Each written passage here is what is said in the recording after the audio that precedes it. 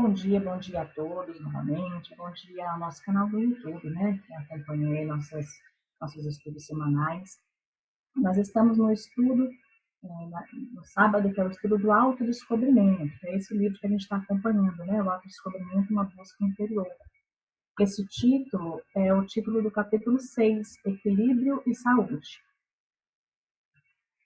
Ela começa esse livro falando um pouquinho sobre... Vou falar um pouquinho sobre a bibliografia, desculpa. A bibliografia é que nós usamos, então, portanto, é esse livro de Joana de Ângeles, no capítulo 6, e usamos também Centelhas de Emmanuel, né, pelo Chico Xavier, pelo Emmanuel, O Consolador, Pensamento e Vida. E, é claro, a gente tem sempre olhos para o Pentateuco, né, e as contribuições sempre de Kardec, que são o nosso guia aí também, né? Os estudos deles são o nosso guia. A Joana de Ângeles, ela começa falando sobre o capítulo, sobre as más conversações. E aí vem logo aquele ditado, né? A gente, diga-me com quem tu andas, que eu te direi quem és, né? O quanto a fofoca está presente no nosso dia. E ela fala que essas más conversações, elas afetam, nos fazem mal, afetam o nosso sistema emocional e contribuem para distúrbios físicos, inclusive. Então, ela começa falando sobre isso, mas logo ela vai também para a mente, porque não é só a boca que emite essa animosidade, a mente emite essas ondas de animosidade que desarmonizam o ser, que desarmonizam nossos equipamentos sensoriais. Então ela fala sobre o lado negativo dessas más conversações, porque induz a percepção do lado negativo de tudo. E vocês já devem ter experimentado, assim como eu, às vezes estar do lado de alguém que só tem olhos para o lado negativo da coisa. E fala sobre isso repetidas vezes, fala como se aquela fosse o único ponto de vista, né? Eu lembrei de uma situação em casa, em que, quando a gente ia fazer viagens de carro, sempre tinha um que falava assim: nossa, eu só lembro de fulano que sofreu um acidente, só lembro de fulano que estava sem o cinto e morreu. Então parece assim, começa a criar uma atmosfera, né? A plasmar ideias da negatividade ali, do acidente, e bem no momento que a gente vai viajar, né? Imagina só. Além disso, a conversação ela torna-se um vício que gera um desequilíbrio para a saúde física, alterando a produção de substâncias específicas. Então, aí vem os estudos também da psiconeuroimunologia, né? E como hoje, por exemplo, a gente sabe, produções de líquido gástrico, de hormônios que estão ligados ao nosso humor, provocam essa alteração na nossa saúde física, como gastrites e outras inflamações, e também provocam um desequilíbrio emocional, quando a gente tem um desequilíbrio eletroquímico, que nos causa pessimismo, alteração de humor, a depressão. Quando a gente, quando eu penso sobre isso, tudo isso contribui para um desequilíbrio, né? Vou avançar aqui citando para vocês um trecho do Pensamento e Vida de Emmanuel, em que ele coloca assim: o pensamento sombrio adoece o corpo são e agrava os males do corpo enfermo. Se não é aconselhável envenenar o aparelho fisiológico pela ingestão de substâncias que o aprisionem ao vício, é imperioso evitar os desregramentos da alma, que lhe impõem desequilíbrios aviltantes, quais sejam aqueles auridos nas decepções e nos dissabores que adotamos, o flagelo constante do campo íntimo. Então, muito mais do que adoecermos fisicamente, o pensamento gera o nosso flagelo no campo íntimo. Né? Como Joana de Ângeles sempre aborda as questões, as problemáticas dos conflitos, apontando uma solução, um caminho, né, uma orientação, ela fala que a terapia do amor deveria ser uma forma boa de lidar com essas más conversações e com a má conduta mental. Então, ela traz o seguinte: a terapia do amor, ela tem como base a preservação ético-moral do indivíduo perante si mesmo. Valoriza a capacidade de discernimento e de ação. E quando ela coloca discernimento, ela está se referindo ao que nós devemos fazer e ao que se pode fazer naquele momento. E eu fui tentar até achar a autoria de uma fala que eu sempre ouço, que é: nem tudo que eu quero posso, nem tudo que eu posso devo. Né? Então, como encontrar, discernir, e aqui eu coloquei essa figura pensando na individuação, como nós podemos encontrar a nossa tarefa, o nosso dever, o que nós podemos fazer, né? Diferenciando-nos dos demais. E ela coloca também a ação como uma forma de proceder tranquila, sem desequilíbrio emocional, que é o ajuste de ter um impacto dos eventos, como eles acontecem na nossa vida, mas sem o desajuste emocional, que muitas vezes a gente se deixa abalar, não é? Então, assim, voltando até aquele exemplo das viagens e das tragédias no trânsito, né? Sempre tinha alguém que falava assim: não, peraí, vamos parar de falar isso, né? Vamos agir de forma tranquila. E se acontece algum imprevisto, alguma situação, um acidente, a gente tem a tranquilidade de agir diante daquilo. E aí ela fala também sobre como na terapia, usando a terapia do amor, o amor consigo mesmo, o amor diante dos outros, nós acabamos visando a preservação do ser eterno. E assim resguardamos o corpo das tensões, das sensações desgastantes e das emoções violentas. Aí, né, o equilíbrio emocional, a busca do equilíbrio emocional.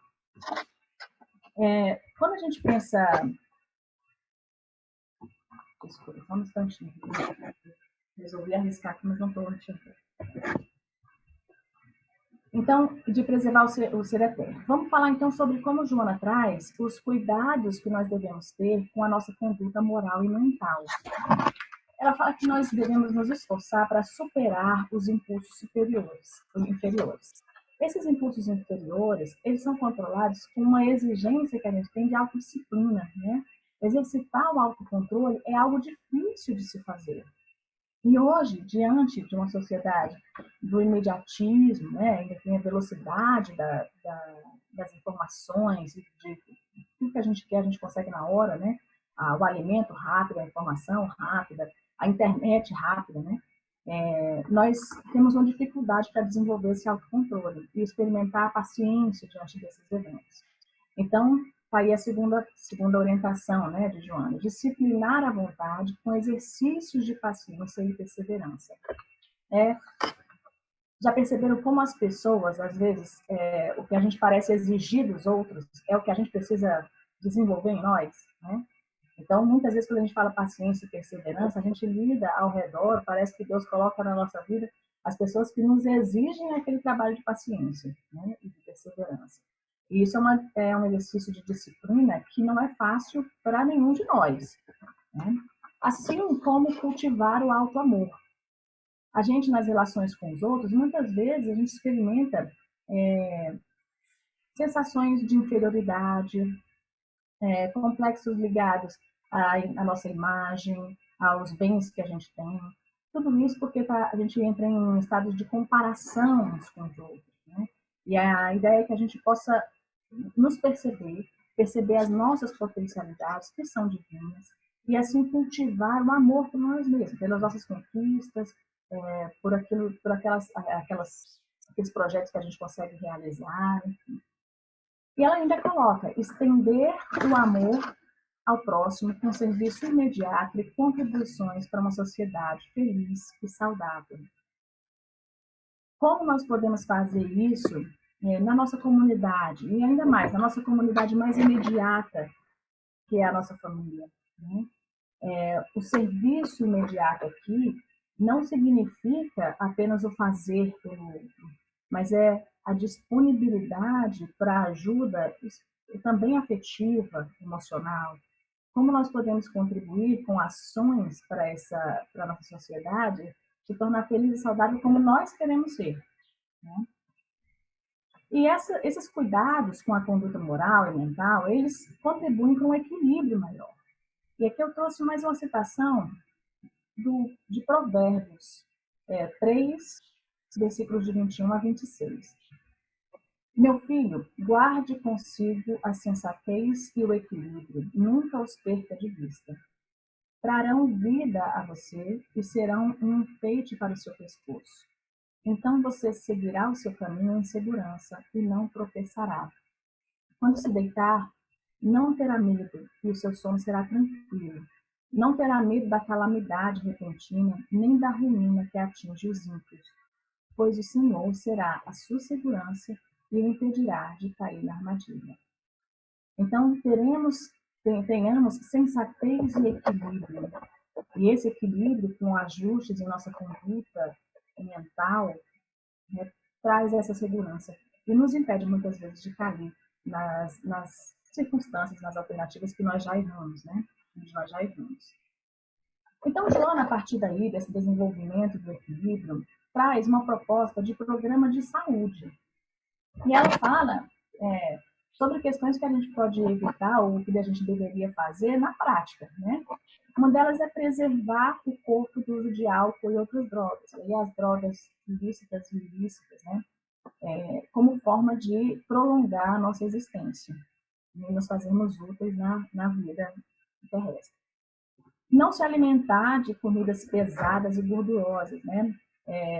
Aceitar melhor alimentos que têm uma fácil digestão e que podem auxiliar em não gerar uma sobrecarga para os nossos mecanismos fisiológicos, para auxiliar nessas reações automáticas do nosso corpo.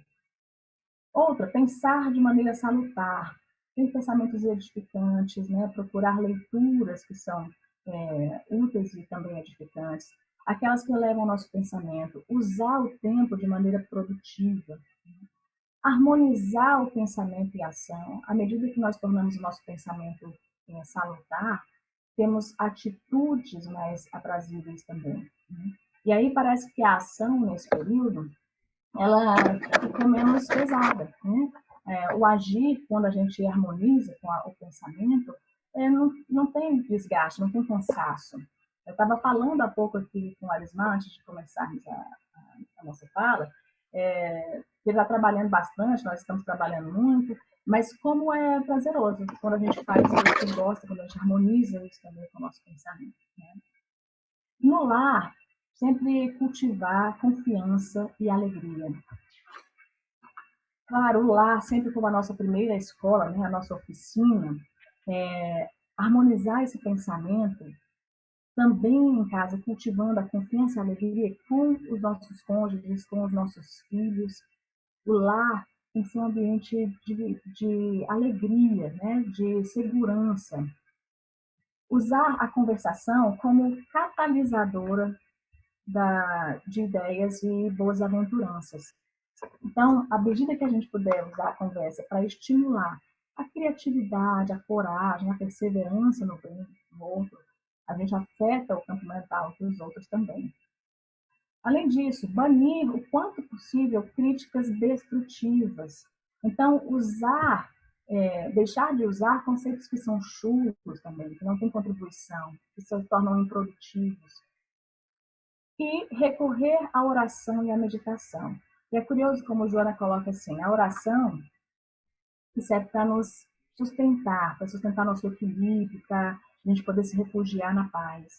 E a meditação como a maneira de ouvir, ela usa assim, como a maneira de ouvir a resposta divina, como a maneira de absorver a resposta divina. Então, que nós possamos também recorrer à oração e à meditação, não como só instrumento de fuga, né? Ou vamos usar como instrumento de comunicação mesmo, né? E acreditar, confiar na nossa intuição, na meditação, sendo a voz de Deus, né? a nossa consciência divina, né? que fala, que está na nossa intimidade. E é importante pensar, vou trazer aqui uma citação que ela complementa, na página 79, ela fala assim, tudo quanto se tenha de fazer, pensa antes, delineando um programa cuidadoso no qual o improviso não tenha lugar, tampouco o arrependimento tardio. E ela fala sobre essa programação, planejamento. Eu trouxe essa imagem pensando assim, muitas vezes a gente tem uma ideia, a gente quer colocar em prática, mas a gente muitas vezes precisa voltar atrás, né? A gente se arrepende de algumas coisas e quer apagar. Então, quando ela fala desse arrependimento, como a gente pode evitar esses arrependimentos se a gente planeja as coisas? Aí, aqui o João me fez muito pensar no seguinte, que na impulsividade que nós temos hoje no dia a dia, a gente diz coisas sem pensar direito, a gente acaba agindo nesse impulso e age de forma agressiva, muitas vezes, né? Ou a gente toma decisões que poderiam ser melhor consideradas, se fossem vistas com equilíbrio, né? Então, tá aí todo o capítulo dela falando sobre essa busca no equilíbrio, esse ajuste emocional, especialmente na programação dos nossos projetos. Tem outra parte do capítulo em que ela fala sobre os transtornos comportamentais. E aí, para começar a falar sobre isso, eu trouxe também um trecho do Pensamento e Vida de Emmanuel, e estou vendo que hoje esse estudo tem tudo a ver com o estudo da Suzeli, as coisas estão bem encadeadas, né? Emmanuel traz assim: possuída pelo espírito da posse exclusivista, a alma acolhe facilmente o desespero e o ciúme, o despeito e a intemperança, que geram a tensão psíquica, da qual se derivam perigosas síndromes na vida orgânica, a se exprimirem na depressão nervosa e no desequilíbrio emotivo, na ulceração e na disfunção celular. Para não nos referirmos aos deploráveis sucessos da experiência cotidiana, em que a ausência da humanidade comanda e incentiva a loucura nos mais dolorosos conflitos passionais. Joana começa a falar sobre os transtornos comportamentais, ou seja, aqueles de natureza também emocionais, que são gerados com o desequilíbrio. E aí, quando a gente fala de transtorno comportamental, depois a Daniel vai poder fazer uma discussão muito rica também com a gente, tem vários fatores determinantes. A gente pode ter a hereditariedade ali, pode ser um transtorno que vem como sequela de um traumatismo craniano, que vem como sequela de doenças infecciosas, né? É um desajuste, um desequilíbrio eletroquímico.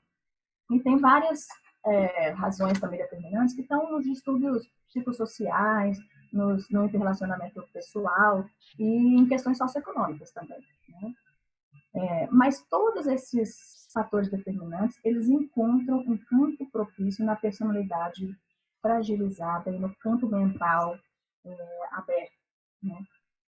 No campo mental vulnerável, desculpa. Então, quando a gente pensa na personalidade fragilizada, em como a gente deve se fortalecer e elevar nosso campo mental para não desenvolvermos aquilo que hereditariamente ou por outros determinantes nós temos uma propensão. Numa visão mais profunda, Joana coloca que os transtornos comportamentais são efeitos das nossas condutas inadequadas nas vidas passadas. Então, evolução, encarnação após encarnação, nós vamos desenvolvendo as nossas potencialidades divinas e vamos aparando as arestas, né, de dívidas que deixamos nas vidas anteriores. Mas, mesmo com essas personalidades fragilizadas, nós temos os nossos deveres divinos impressos, portanto, na consciência, que são as nossas potencialidades divinas que devem ser desenvolvidas. Os nossos deveres são experimentados quando a gente parece estar caminhando numa linha moral, ética, e a gente sente que saiu daquele caminho, né, do caminho que a nossa consciência aponta. E aí a gente acaba entrando em reparação, né, seja pela culpa ou arrependimento que é gerado ali, a gente entra em reparação e tenta corrigir aquilo. São os nossos deveres que falam mais alto, né? Além disso, como a gente pode considerar que o corpo físico e o ambiente familiar são exatamente aqueles de que o nosso espírito precisa para se desenvolver. Então, o perispírito, ele molda o corpo físico de acordo com as necessidades do nosso espírito. Assim como no ambiente familiar, a convivência com as pessoas na nossa família e as pessoas que nós encontramos aqui, afetos ou desafetos, elas têm um papel determinante, importante para o nosso desenvolvimento também, para a nossa evolução espiritual. Avançando um pouco mais, Joana coloca assim: nunca se deve esquecer que qualquer indivíduo impulsa em transtornos específicos do comportamento, como ocorrem outras problemáticas geradoras de sofrimento, é o devedor em processo de resgate, é a consciência culpada que busca tranquilidade. Então, aqui, o ser tem a sua responsabilidade, né? É esse indivíduo, com seus comportamentos problemáticos, que geraram essa consciência culpada hoje. Aqui cabe falar, e Joana coloca isso muito bem, sobre os processos obsessivos que os transtornos comportamentais, a que os transtornos comportamentais estão associados. Os obsessores são as vítimas desse indivíduo no passado. E Joana coloca que esses obsessores, essas vítimas, né, do passado, geram descargas mentais que perturbam o indivíduo presente e perturbam, afetando a produção das substâncias que são comandadas pelo cérebro.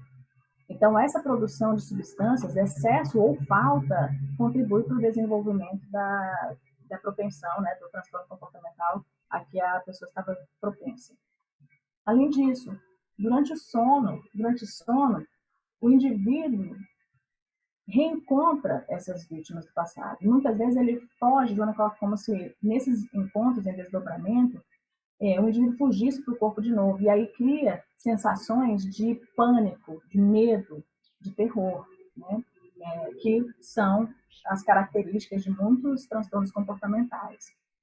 Além disso, a consciência culpada, né, de que Joana fala aqui, fica aberta à percepção, ela fala da percepção telepática desses adversários. Então, a gente acaba captando os campos mentais desses obsessores que provocam também o pânico interno, né, esses conflitos internos, e nos geram a perder o direcionamento do nosso comportamento. Então, de uma maneira geral, é importante nós pensarmos como transtornos comportamentais podem estar associados a processos obsessivos e como nós podemos tratar isso, que é o que a Joana vai propor um pouquinho mais à frente. Trouxe aqui ainda essa citação na página 84, na qual ela fala sobre essa responsabilidade, né? E também sobre como a gente poderia lidar com os transtornos comportamentais. Em qualquer manifestação alienadora, quando causas endógenas ou exógenas são convocadas para sua gênese, o ser espiritual é o responsável pela problemática, encontrando-se em processo de evolução moral, carecendo, porém, de ajuda afetuosa e dos contributos da ciência e do espiritismo para a conveniente erradicação do mal, através das terapias próprias e da renovação interior, que é um passo decisivo para a sua recuperação. O ser espiritual é o responsável pela problemática. Na verdade, a gente está falando aqui de novo da lei de causa e efeito, como a gente falou no estudo anterior de Joana de Anjos, né? É a responsabilidade assumida sobre as nossas condutas inadequadas no passado. E Joana fala sobre como lidar com isso, né? Ainda cito para vocês, antes de relacionada a como Joana sugere lidar com isso, Emmanuel traz no Consolador o seguinte: e para que edifiquemos nessa claridade divina, faz-se mister educar à vontade, curando enfermidades específicas seculares que nos acompanham através das vidas sucessivas, quais sejam as de abandonarmos o esforço próprio, de adotarmos a indiferença e de nos queixarmos das forças exteriores quando o mal reside em nós. Aqui é Emmanuel falando sobre a nossa responsabilidade, sobre como a gente fica se queixando dessas forças exteriores, né, e abandonando nosso esforço próprio, ou nos esquecendo da nossa parcela, da nossa responsabilidade nisso. Sobre como lidar com isso. Ora, se nós estamos falando que transtornos comportamentais têm a ver com o nosso ser real, com o ser espiritual, nós devemos encontrar abordagens que afetem, né, que atinjam o ser real. Abordagens da psicologia, temos variadas, e Joana sempre fala sobre as abordagens profundas, né, a transpessoal, aquelas abordagens que, mesmo técnicas, têm uma visão sobre o ser profundo. Temos que pensar numa mudança de atitude interior e de conduta mental. E aí, mais uma vez, parece um desafio do quanto a gente tem que passar por isso, porque quantas vezes a gente ouve, né, especialmente em relação à depressão, que parece que a despeito do auxílio medicamentoso, parece que é uma vontade do indivíduo, né? Você que não está conseguindo mesmo fazer. Ah, isso é porque você não tem vontade própria. Mas ter essa vontade, impulsionar e fazer isso acontecer é algo muito difícil para alguém que está afetado por um transtorno de comportamento. Mas, no final das contas, é ele mesmo que vai ter que enfrentar esse desafio, né? De melhorar o seu padrão mental, de ter uma atitude interior diferente da que provoca ou contribui para o transtorno comportamental. E Júnior ainda coloca, é necessário uma ajuda afetuosa, um tratamento médico, psicológico, né, as contribuições da ciência, e podemos contar com o auxílio do espiritismo nisso. Então, como é importante a gente pensar aqui que tem uma responsabilidade, nós deveremos ter uma mudança interior para que isso provocasse um resultado no tratamento também, mas a gente está toda hora lidando com o próprio desafio interno. Né? É sempre vencermos a nós mesmos. E aí uma coisa importante a gente pensar como nós não podemos nos comparar uns aos outros, porque cada um desenvolveu seus recursos até agora. Estamos em lugares diferentes na evolução espiritual e, portanto, desenvolvemos recursos, estratégias diferentes. O desafio não deve ser em relação ao próximo, e sempre em relação a nós mesmos. Ainda sobre comportamento humano, é importante pensar como a gente tenta, muitas vezes, dissimular os nossos pensamentos e sentimentos. Vou até voltar aqui para a gente não se distrair. Como a gente tenta, muitas vezes, dissimular os nossos pensamentos e sentimentos e como a gente se ajusta, né? Como a Juliana fala, a gente usa as máscaras de acordo com as circunstâncias em que a gente se encontra. Então, nós agimos, claro, tem uma questão social, que muitas vezes a gente obedece a certas regras, né, de como se vestir em determinados lugares, ou que tipo de linguagem usar, a formalidade que cada circunstância oferece, né, precisa. Mas, Joana aqui está falando sobre como muitas vezes a gente se adequa imitando comportamentos dos outros. Né? E como a gente repete isso em diversos contextos sociais. A gente faz isso, muitas vezes a gente consegue se adaptar, se ajustar àquele grupo, e de repente a gente se dá conta do quanto a gente está só reproduzindo aqueles padrões, né? Isso a gente pode ver especialmente na adolescência, né? Quando o indivíduo está procurando essa aceitação nos grupos, para se diferenciar dos pais também, né? Encontrar essa identidade com os grupos sociais, como acontece do indivíduo estar lá mergulhado naqueles comportamentos, repetindo, imitando, e depois se dá conta de que nem gostava daquilo tudo. E aí a Joana fala que é quando a gente cai em si e fala assim, ok, né? Aí a gente tem uma retirada desse grupo social, um certo isolamento ou uma evitação. A gente entra em contato com sentimentos que a gente não tinha experimentado antes, e ela fala disso, muitas vezes está ligado à tristeza, a gente deprimir. Mas, quando a gente volta para o convívio social, a nossa tendência é fazer a mesma coisa, seja com aquele grupo antigo ou com outro grupo. Né? Então, Joana coloca como a gente deve desenvolver a nossa capacidade para perceber o que é certo e o que é errado. Quando a gente supera esse período das máscaras, que a gente consegue entrar em contato com a nossa tarefa real, quem nós somos realmente. Né? Eu vi esses dias, é de um livro antigo, um livro, O Vendedor de Sonhos, não sei se vocês conhecem, do Augusto Cury. Aí os brasileiros produziram um filme a esse respeito, né? Um filme baseado no livro. E no filme é curioso como ele traz muito dessas reflexões falando sobre como a gente se ajusta ao nosso papel na sociedade, na comunidade em que a gente está inserido. Então, por exemplo, ele fala sobre.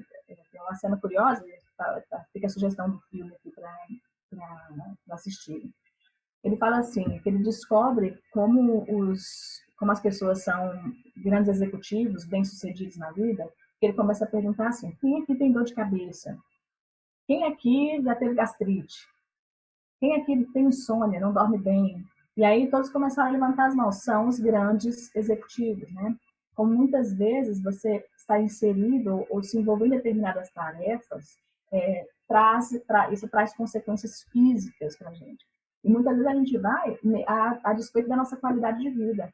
A gente se sujeita a determinadas tarefas ou afazeres, se esquecendo dessa qualidade de vida, esquecendo de quem somos realmente, né? Deixando família, outras prioridades, ou outras prioridades na nossa vida a par disso, né? Como se a gente precisasse cumprir aquele dever, que pode não ser o nosso verdadeiro dever, a nossa verdadeira tarefa na vida.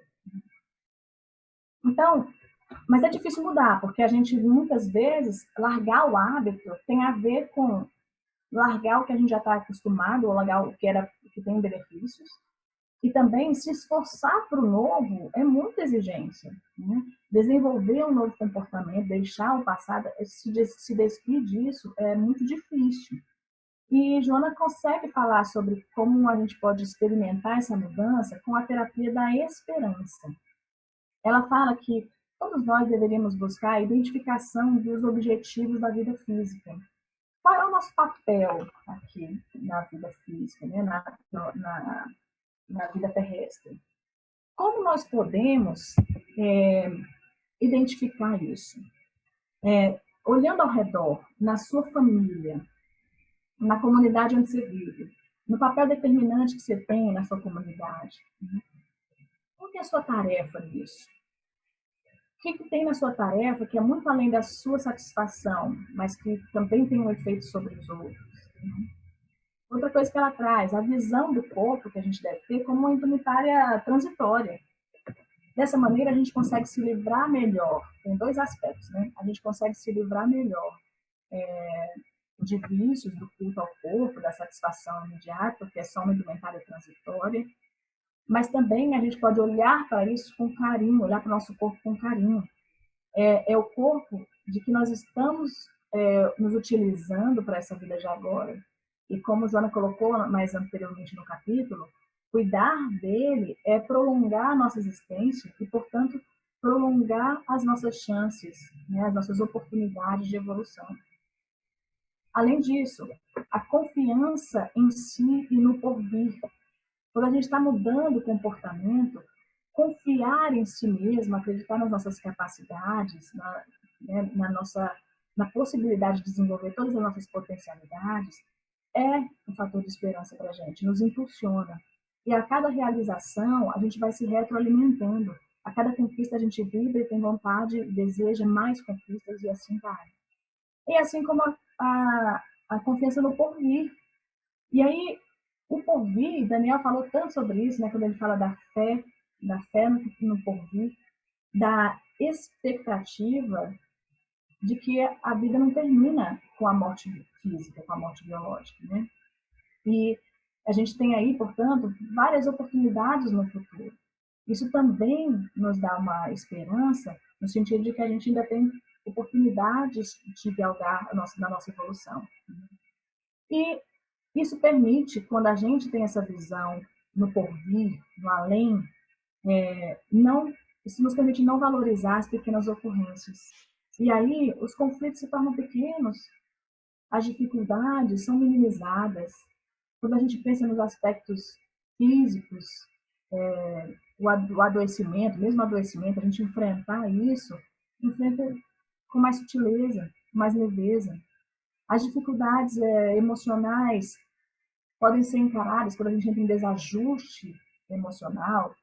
A gente pode minimizar isso olhando aquela ocorrência como apenas um recorte da nossa existência toda.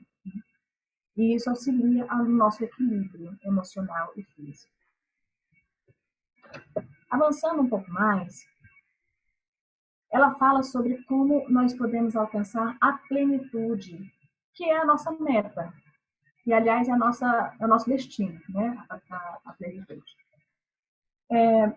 Quando a gente pensa na evolução, a Joana coloca assim, né, que ao longo dos anos, ela escreveu esse livro em 95, né? E ela fala sobre que até aquele momento, os conhecimentos no mundo, eles se duplicavam a cada 4 anos. Só a cada 4 anos, todo o conhecimento universal se duplicava, né? E ela falou que a partir dali, a partir, na verdade, da entrada do milênio, né, dos anos 2000, essa velocidade seria diferente. Os conhecimentos se duplicariam a cada 20 meses. E parece bem, né, o que a gente experimenta hoje, a velocidade com que as coisas ocorrem, né? Basta pensar, a minha geração experimentou isso, né? Em 98 estava começando a internet, e de repente já tudo bombou, né? As informações foram mais rápidas, a evolução em termos de equipamentos, na medicina, né? Os avanços em termos de conhecimento e equipamentos novos também. Então, parece é uma leitura que a gente confirma hoje, né? Quando a gente pensa na evolução da humanidade, a gente fala sobre vários aspectos: educacional, familiar, social, econômico, artístico e espiritual. Só que essas conquistas, segundo Joana de Andes, acontecem até numa ordem. Por exemplo, as primeiras têm a ver com a educacional e familiar. A educacional no sentido de formar o nosso cabedal de conhecimentos. E como isso, na infância, nossa adolescência, muitas vezes é priorizado. Às vezes até em detrimento da educação não formal, né? Da educação na família. Então, esse aspecto educacional é o mais comum, são os primeiros que a gente consegue conquistar. Ou na oportunidade do estudo, né, quando se tem essa oportunidade do estudo formal, mas mesmo sem o estudo formal, os conhecimentos que a gente adquire na vida, né, na prática também. O familiar, ela fala sobre o lar como laboratório de aprendizagem, e como a gente, na família, consegue desenvolver inicialmente os nossos laços de afeto, a nossa capacidade de interrelacionarmos. E aí depois a gente estende para o aspecto social.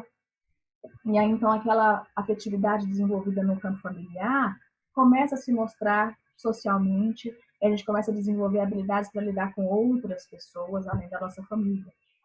A questão econômica, quando a gente busca o equilíbrio financeiro, isso de alguma maneira gera também uma harmonia entre as pessoas, né?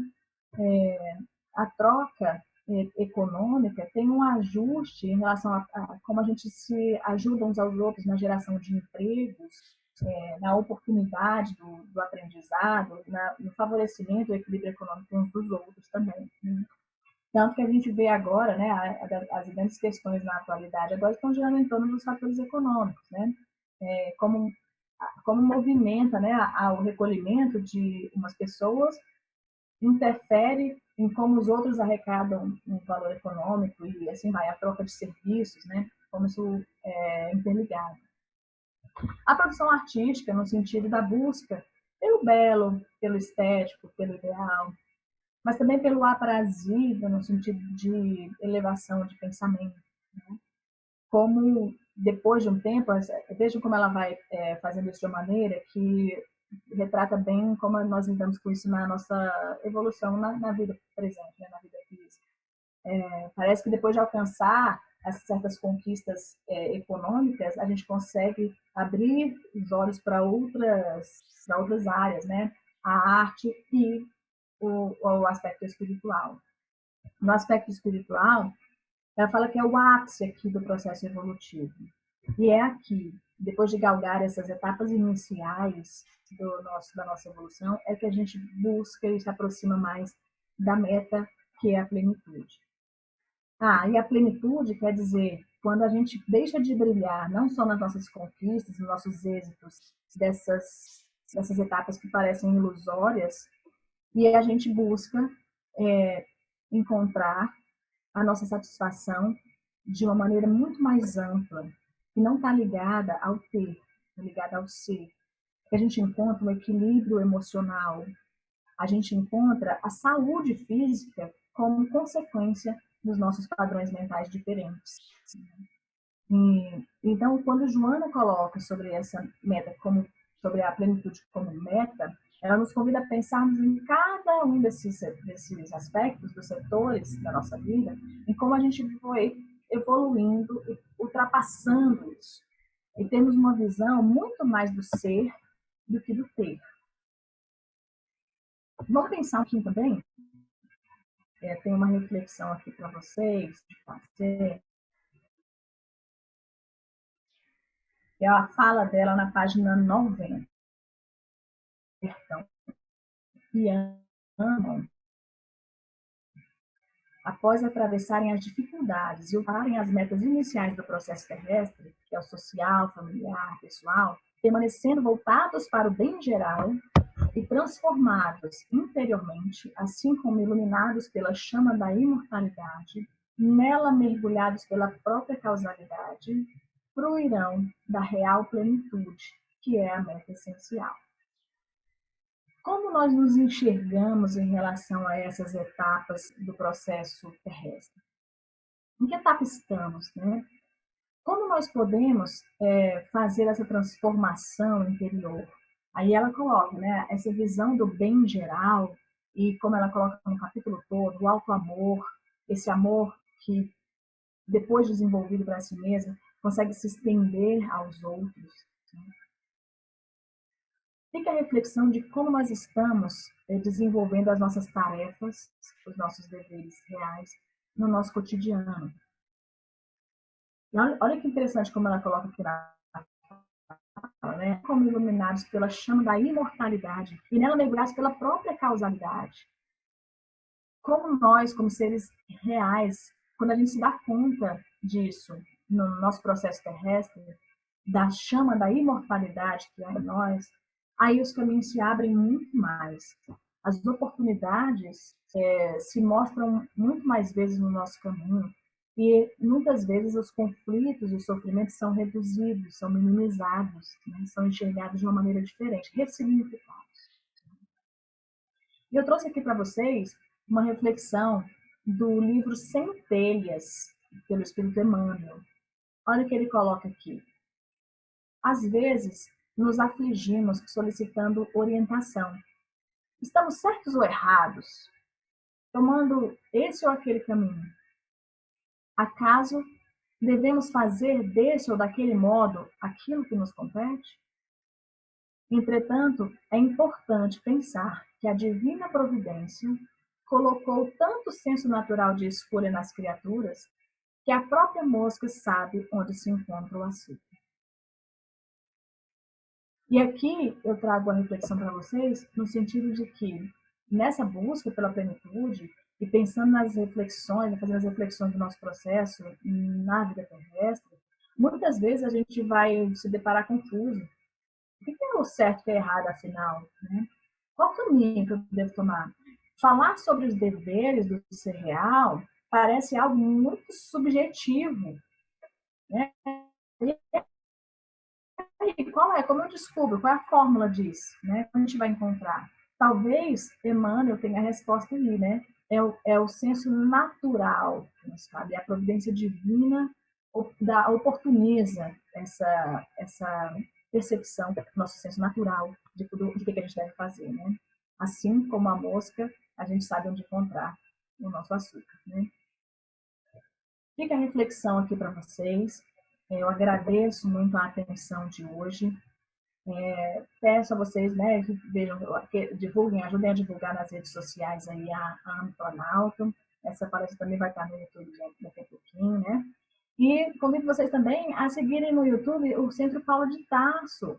O Centro Espírita Paulo de Tarso fez 30 anos agora de existência, está fazendo muitas lives no período atual, está uma programação muito boa também. Então, fiquem à vontade para acompanhar também o Centro Espírita Paulo de Tarso, tá? Nossa casa acolhedora lá. Muito obrigada a vocês na internet, que nós possamos estar juntos no próximo encontro do estudo de Joana de Ângeles, que vai ser o capítulo 7 do livro, e conto com a presença de vocês. Muito obrigada e saúde para todos.